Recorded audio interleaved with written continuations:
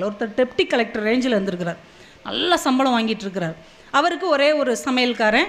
நல்ல சாப்பாடு டெய்லி மத்தியானம் சோறு, 2 வகை குழம்பு, ரசம், எல்லாமே 4 வகை காய்கறி, அப்பளம், வடை, பாயாசத்தோடு டெய்லி சாப்பிடுவார். ஒரு நாள் ரிட்டையர்ட் ஆக போகிறார்.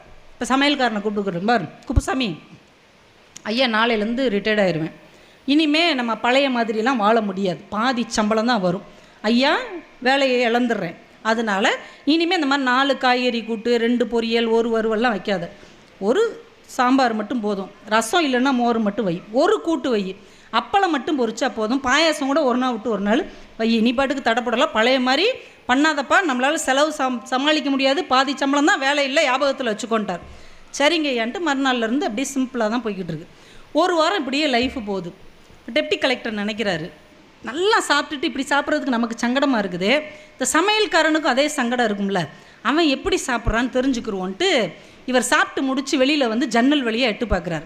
இப்போ சமையல்காரன் பார்த்திங்கன்னா இலையை போட்டு சோறு, 4 வகை கூட்டு, பொரியல், வட்டை, பாயாசத்தோடு அவன் ஃபுல் கட்டிகிட்டு இருக்கான். இவருக்கு நெஞ்சே வலிச்சிருச்சு.